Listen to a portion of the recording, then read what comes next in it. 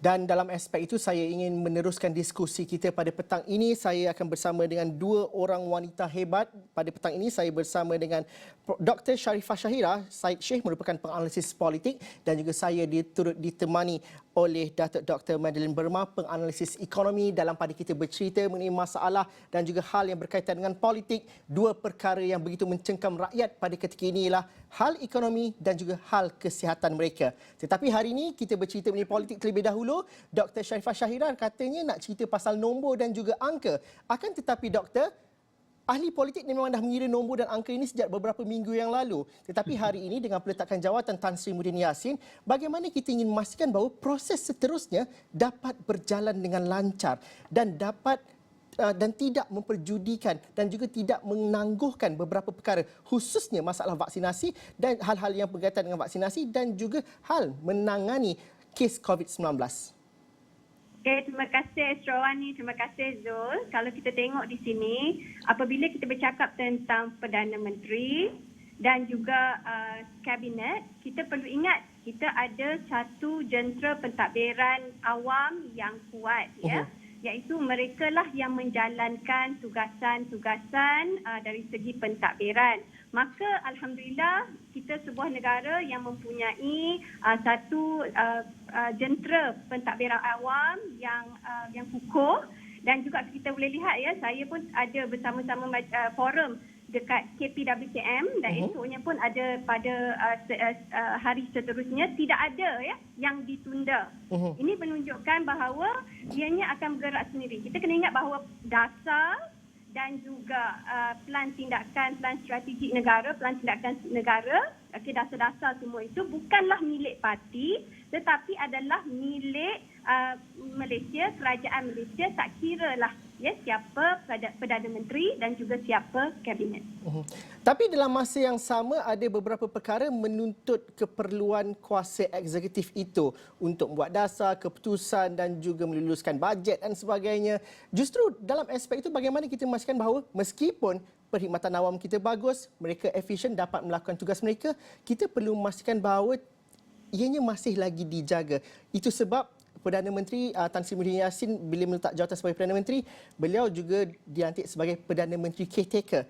Proses transisi itu mungkin kita perlu fahami, Dr. Sharifah. Ya, proses transisi itu saya nampak macam begitu baik, ya, sebab kita ni di bawah Raja Berperlembagaan. Jadi apabila dilantik sebagai caretaker, walaupun sebenarnya tidak jelas, ya, di dalam perlembagaan, tetapi oleh kerana kita memang mempunyai Raja Berperlembagaan, maka ianya akan berlangsung dengan baik. Persoalannya di sini, berapa lamakah, ya, proses itu akan diambil. Dan kalau kita tengok dari segi ini, kita jelas, ya, dari segi proses. Namun itulah parti-parti politik ni, ya, kita kita belum nampak, ya, dia punya pergerakan, tapi apa yang dilakukan oleh keputusan yang telah dibuat oleh Tan Sri Muhyiddin Yassin adalah tepat, kerana beliau memang jelas, ya, hilang majoriti, dan itu telah seiring dengan perkara 43. Namun dan kalau ikut dari segi peraturannya, ianya perlulah diberi peluang, ya, kepada ketua pembangkang. Dan itulah, tapi apa-apa pun politik tu banyak kemungkinan, ya, dan kita masih menunggulah apakah keputusan selanjutnya. Percaturan ahli politik, mereka ada strategi mereka. Mereka tahu apa mereka mahu lakukan. Tetapi itu perlu mengambil kira apa yang berlaku pada hari ini. Ramai yang kata, oh, hari ini seperti deja vu tahun 2020, Februari 2020. Doktor berdua bersama dengan kami di Astro Awani pada ketika itu. Tapi hakikatnya, hari ini tidak sama seperti dahulu. Jangkitan COVID-19 kita cukup tinggi sekali. Kita menerima berita mengenai kematian sanak saudara, rakan-rakan dan juga orang yang kita kenali lebih banyak di laman sosial media kita berbanding ucapan tahniah contohnya.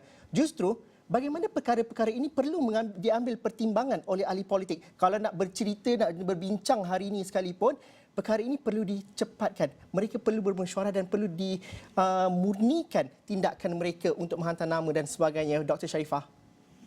itulah saya menyeru kepada ahli-ahli politik untuk melantik ataupun memberi cadangan nama calon Perdana Menteri secepat mungkin, ya, kerana apa yang kita hadapi sekarang ini adalah krisis ekonomi, krisis politik, krisis sosial, ya, disebabkan oleh pandemik COVID-19. Namun kalau kita tengok dari sudut positifnya lah, ya, untuk kita semua, kita nampak kecairan taksufan parti politik, rakyat pun dah nampak, ya, bagaimana parti politik tu bersifat fluid, dan juga dari segi peluang, ya, untuk adakan keadaan kerajaan campuran, ya, dan saya amat masih, ya, mengalu-alukan kerajaan campuran ini kerana kalau ikutnya, kalau ada menteri-menteri yang memang telah melakukan kerja dengan baik, apa salahnya diteruskan perkhidmatan mereka. Dan juga apa yang berlaku pada hari ini, kita selalu kata ini tak pernah terjadi, ya, ini satu perkara yang baru, kerana ianya merupakan salah satu, ya, proses kematangan sistem politik negara, sebab negara kita pun masih baru dalam demokrasi, dan ini adalah salah satu proses, dan nampaknya kita begitu tenang, ya, dalam memastikan proses ini dijalankan dengan baik. Dan insya-Allah dengan adanya, ya, nama Perdana Menteri yang baru, okey, tak lama lagi kita akan seperti biasa. Namun Perdana Menteri ini pun sekejap sahajalah sebelum PRU yang ke-15 yang mungkin insya-Allah tahun depan, ya. Kalau kita lihat di susur masa bagi mereka yang neutral, mereka kata berharapkan Perdana Menteri yang baru akan lakukan begini, begitu. Tetapi dalam masa yang sama itu membuka juga kepada diskusi bahawa apa yang perlu dilakukan oleh mereka. Saya nak sentuh mengenai perkara itu sebentar lagi, tapi kita dah banyak cerita pasal politik sejak daripada awal pagi. Datuk Madeline Merba, bagaimana reaksi awal untuk kita fahami perkara ini? Dari aspek kalau orang ekonomi, orang berniaga pada hari ini, sektor ekonomi semalam Alhamdulillah 11 sektor ekonomi dibuka bagi negeri fasa 1 dan juga fasa 2 PPN. Tapi baru nak bermula pada ketika itu. Kalau orang ekonomi, orang berniaga, bagaimana kita nak memastikan bahawa situasi pada hari ini dapat diselesaikan dengan segera? Saya bukakan soalan itu general dahulu, kalau kita dapat fahami, Datuk. Okey. Terima kasih Zul. Satu persoalan yang banyak pagi ni lah, pagi awal-awal pagi saya pun dah menerima soalan yang sebab ramai orang yang membuat prediction, dan lebih lagi macam Dr. Sharifah tadi banyak penjelasan yang telah dia berikan. Dia orang politik, dia lebih tahu, dia bermain angka, dia tahu berapa ramai yang berjokong, berapa ramai yang tak berjokong. Ahli ekonomi dia lebih berdasarkan dua perkara yang penting bagi dia. Satu, apa yang dah berlaku, trend. Okey, itu yang nombor dia. Jadi dia akan melihat data-data ke belakang di mana kedudukan ekonomi negara. Yang kedua ialah untuk melihat ke depan. Okey, bagaimanakah situasi ke depan? Jadi bila kita lihat ke belakang, memang kita tidak boleh menafikan bahawa ekonomi kita memang agak terjejas oleh penularan pandemik COVID-19 ini. Kita lihat KDNK kita menurun, dan kita lihat kadar pengangguran kita dia macam saya ingat lagi pada Mei tahun lepas paling tinggi 5.3%, dan kemudian dia turun. Kemudian turun, sekarang nampak ada trend nak meningkat lagi. Ini orang ekonomi memang dia menengok angka, dia lain sikit daripada Dr. Sharifah. Dia menengok kerusi dekat parlimen. Kami menengok angka yang turun naik tu macam orang dekat hospital tu. Setiap kali saya kecut perut. Okey. Satu lagi angka yang perlu kita lihat ialah dari segi tadi sebut KDNK, kedua adalah kadar pengangguran, yang ketiga ialah apa yang kita katakan sebagai sektor-sektor ekonomi yang lain. Memang Zul, kita tidak nafikan bahawa baru dibuka hari ini baru ada 11 sektor yang dibuka. Itu memang dialu-alukan. Jadi bermaknanya pada masa lampau memang kita lihat KDNK kita begitu terjejas, dan juga kita lihat kadar kemiskinan juga dah meningkat, ketidakseimbangan juga meningkat. Tetapi ini adalah trend yang tidak boleh kita tidak boleh kata bila kerajaan baru naik nanti dalam sekelip mata benda ini boleh diselesaikan. Sebab ini antara faktor yang kita kata ialah ada disebabkan oleh pandemik, macam lockdown, ada yang disebabkan oleh pandemik. Tapi ada yang bersifat structural, ya. Structural tu bermaksud yang kita dah warisi begitu lama. Macam contoh, kadar pengangguran graduan kita. Dia bukan berlaku sekelip mata. Kadar kemiskinan okeylah mungkin disebabkan oleh pandemik. KDNK yang tidak ni, so jadi maknanya ada yang disebabkan oleh pandemik dan ada yang disebabkan oleh struktur ekonomi yang diwarisi. Jadi yang ke depan ini kita nak melihat, ya, seperti Dr. Sharifah, dia sangat optimis. Saya juga sangat optimis. Saya inginkan sebuah kerajaan yang boleh membawa perubahan. Bukan saja perubahan dari segi politik, senario politik, tetapi bagaimana menyelesaikan masalah ekonomi negara, menyelesaikan politik yang polemik politik kita. Sebenarnya rakyat betul-betul sudah bosan, termasuk diri saya. Kebosanan itu yang menyebabkan kita dah, kata orang, kita sudah bisu, dah tak tahu nak cakap apa lagi dah. So ini yang saya suka bila Dr. Sharifah tadi bila mengatakan menyeru secepat mungkin supaya nama dinaikkan, sebab kita cannot afford untuk menunggu berlegar, membiarkan 222 orang yang duduk di parlimen itu bercatur dan bertelegah. Sebab we have 32 over million rakyat Malaysia yang masih mengharapkan penyelesaian yang sebaik mungkin. Itu Zul. Ini orang Iban marah itu. Dr. Sharifah, kalau kita lihat daripada aspek yang Dr. Madeline katakan tadi, kadar pengangguran kita pada kadar yang begitu cukup tidak baik. Kadar kemiskinan itu juga kita warisi sejak dahulu. Mungkin sebab pandemik ini lebih memburuk. Dan kalau kita melihat kepada perkara-perkara lain, anak muda, graduan yang menganggur, gaji yang mungkin tidak akan naik. Ini adalah senario yang mungkin akan stagnan ataupun yang kekal berlaku dalam tempoh 2-3 tahun akan datang. Dari sudut politik, benar, mungkin kalau sesiapa yang menjawat jawatan sebagai Perdana Menteri nanti, tempohnya tidak lama.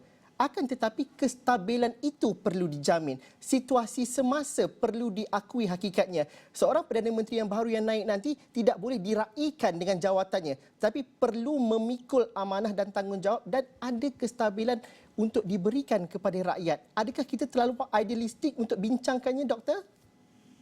Itulah kadang-kadang tu kita perlu bincang perkara ideal, terutamanya apabila kita ada krisis, ya, kerana realiti tu krisis, ya. Oleh kerana itu kita kena balik kepada ideal. Apa yang kita boleh bagi cadangan-cadangan, apa yang perlu dibuat. Ya, betul, saya setuju dengan Zul. Kita ni sebenarnya jawatan-jawatan Perdana Menteri, Menteri, semua itu adalah amanah, ya. Ianya bukanlah sesuatu perkara yang untuk semata-mata nama, ya, Perdana Menteri dan juga menteri-menteri. Maka apabila dilantik, diharap, ya, untuk satu, bekerjasama merentasi parti, ya, iaitu ambil juga pengalaman-pengalaman dan juga pakar-pakar yang telah banyak, ya, melakukan resolusi-resolusi dan juga menambah baik resolusi tersebut. Yang keduanya adalah korelasi di antara hubungan pusat dan negeri dari segi kesihatan dan ekonomi itu perlulah ditambah baik. Dan ada banyak, ya, yang disebut oleh pelbagai NGO. Tadi pun macam-macam, ya, NGO dah keluarkan dia punya suggestion, cadangan-cadangan. Dan kita dalam krisis, tapi tak semestinya kita perlu pesimistik, ya, dan terus-menerus mengatakan kita dalam krisis, dalam kerentanan dan sebagainya. Kita mempunyai ramai pakar-pakar ekonomi, pakar-pakar kesihatan, ya.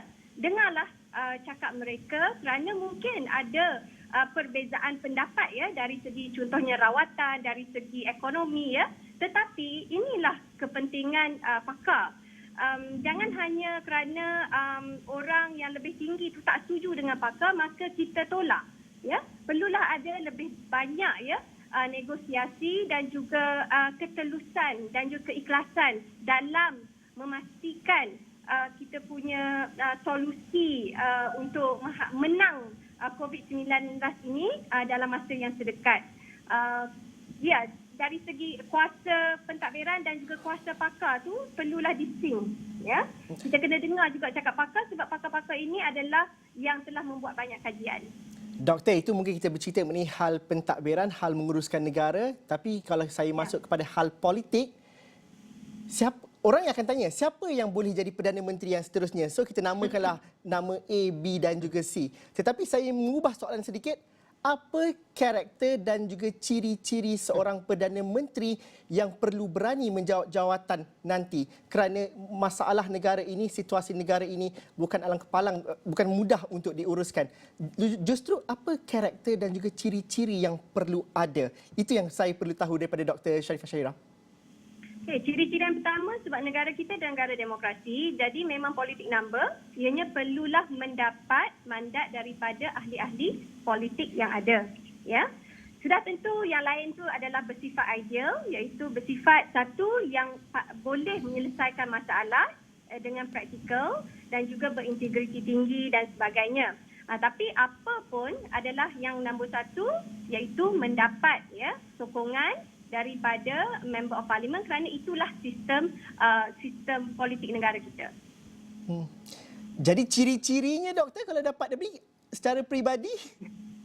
Ciri-ciri saya, kalau saya yang bebaslah daripada sebarang kes, yang begitu amanah, yang boleh melakukan gerakan dan beri solusi yang terbaik untuk rakyat, dan juga sudah tentu yang dapat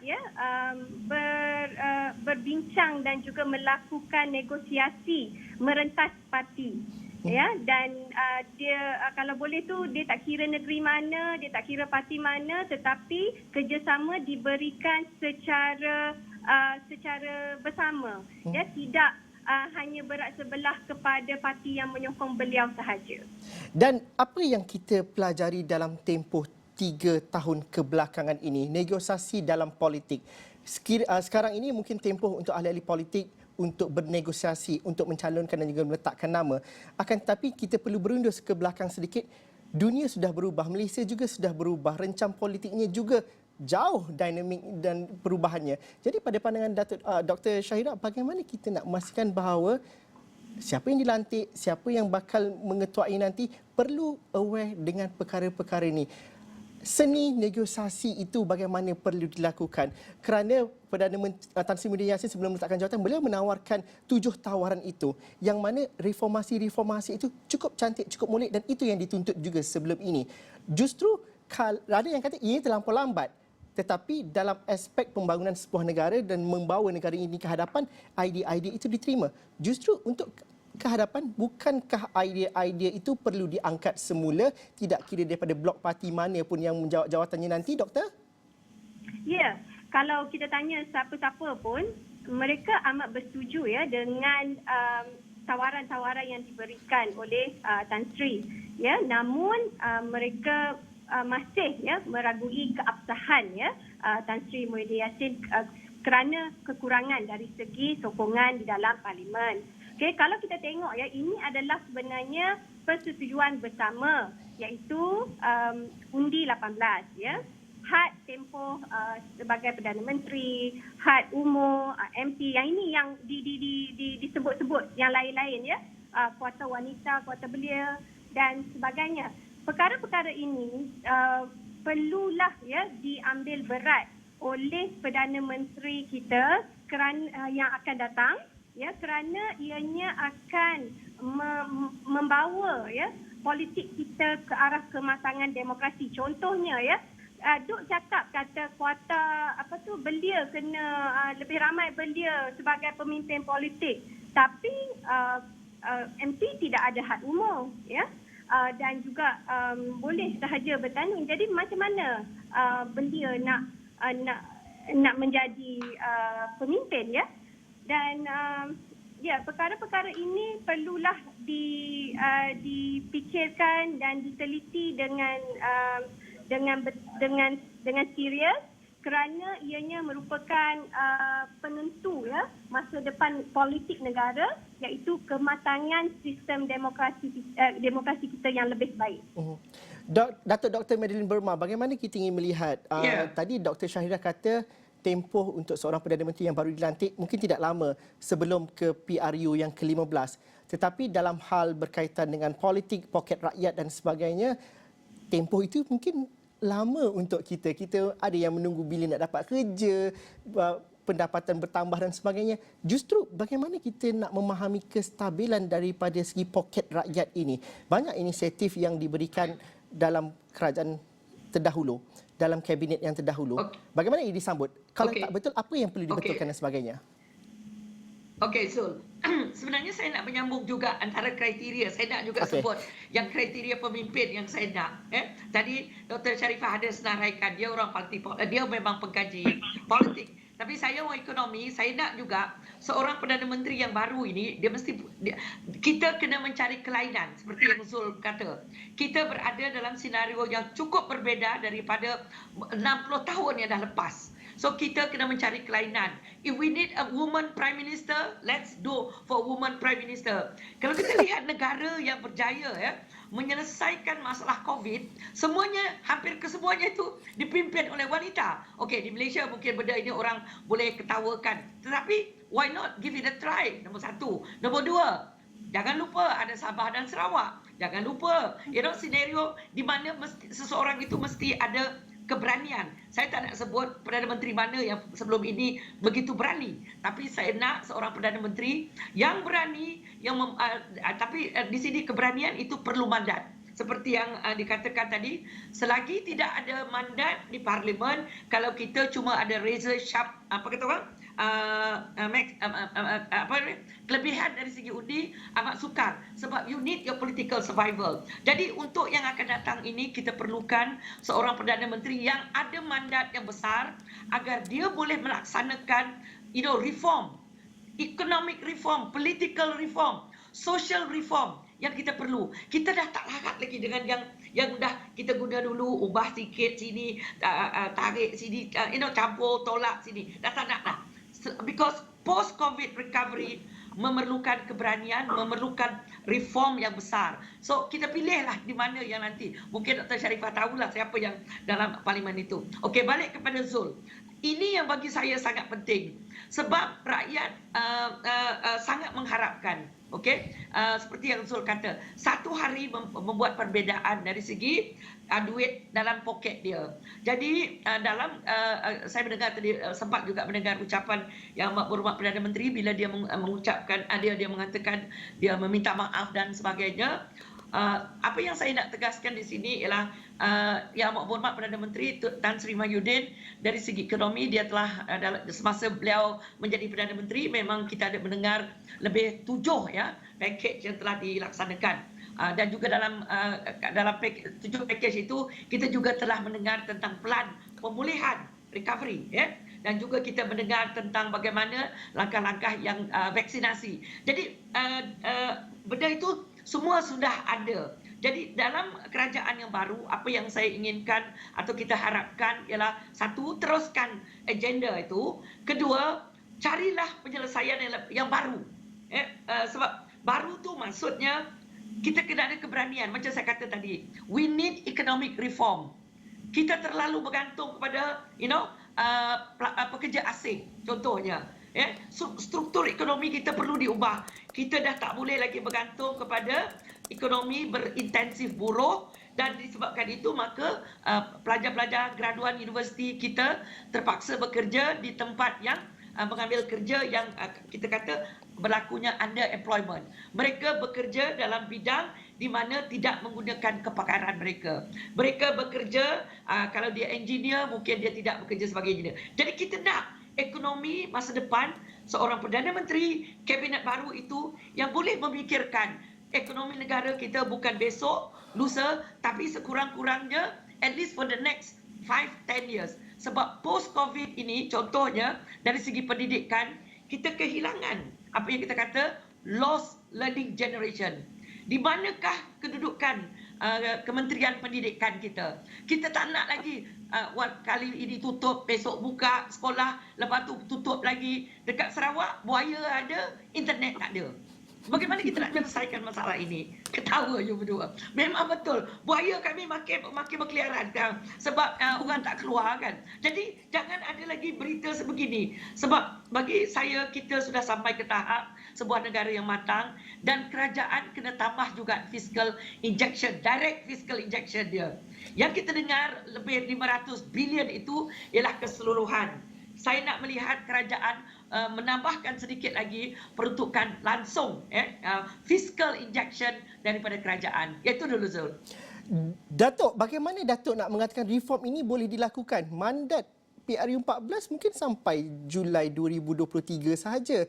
Dan juga kalau ketidaktentuan politik akan menyebabkan pilihan raya itu diadakan lebih awal. Tidakkah itu tidak realistik untuk dibincangkan? Ini soalan mungkin provok. Betul, Zul. Kita fikir beginilah, Zul. Tadi Dr. Sharifah kata, is that wrong to have an ideal situation? Dan kita perlu memikirkan idealisme itu. Kita tidak boleh kata, tak apalah kita teruskan aja. That's mandat atau apa yang yang bagus tadi saya dengar kita ada transisi. Satu proses transisi. Dan satu lagi ialah saya amat mengalu-alukan apa yang Dr. Sharifah sebut tadi, yang Perdana Menteri yang baru ini yang akan dilantik oleh Yang Berhormat, bukan dilantik, yang akan diumumkan nanti oleh yang di Pertuan Agong Duli Baginda, yang akan nanti mengisytiharkan siapakah yang akan menjadi. Jadi saya rasa kita dah sampai ke satu tahap di mana rakyat Malaysia perlu sedar bahawa inilah waktu yang terbaik untuk kita sebagai langkah. Okey, kita dah tak boleh menerima lah bahawa PN sudah tak dapat lagi memerintah. Maka kita dah ada kerajaan baru. Maka ini waktu yang terbaik. Kita kena memikirkan, kita tidak ada pilihan, Zul. Kita tak ada pilihan. This is the best time bagi kata orang dalam kehidupan ini. Kita sudah sampai ke you're pushed to the wall. We have no choice. Politically kita kena selesaikan, ekonomi kita perlu selesaikan walaupun dalam waktu sesingkat yang itu yang ada. Selepas PRU, of course that's a different story. Itu lagilah. So biarlah orang cerdik pandai seperti yang Dr. Sharifah kata, kita jemput mereka. Call the technocrats. Kita punya ramai teknokrat, kita ramai penyelidik, kita ramai ahli politik, kita ramai parti pembangkang dulu, parti yang memerintah. Come together. Kita punya rakyat. Semua nak melihat pembaharuan, semua nak melihat penyelesaian. We should have enough of this. Datuk We should Dr. rise above this. Dr. Madeline Burma kata kita dah tak ada pilihan. Benar, kita rakyat tak ada pilihan. Kita tidak buat pilihan pada kali ini kerana ahli politik yang buat pilihan dan menentukan nombor mereka di Dewan Rakyat dan menentukan siapa yang memiliki majoriti. Tapi Dr. Sharifah, ahli politik yang ada pilihan hari ini, bagaimana mereka seharusnya bertindak dan juga percaturan itu diambil? Itu yang kita bincangkan, tetapi realiti yang berlakunya juga. Bagaimana ada yang mengatakan bahawa apa yang jadi pada hari ini, Perdana Menteri mengundurkan diri kerana 15 ahli Parlimen UMNO menarik diri mereka dan juga menarik sokongan. Itu yang berlaku. Adakah benar UMNO kingmaker, dan kalau mereka kingmaker, apa yang mereka perlu lakukan? Tapi dalam masa yang sama, untuk membentuk kerajaan yang nanti itu, yang akan datang, bersatu juga adalah kingmaker. Dalam aspek ini bagaimana kita nak lihat? Itulah, kalau saya nak cakap sikitlah tentang politik, survivor politik, ahli politik dengan survivor rakyat. Sekarang ni memang kalau nak survive politik, perlulah melihat dari segi sudut survivor rakyat.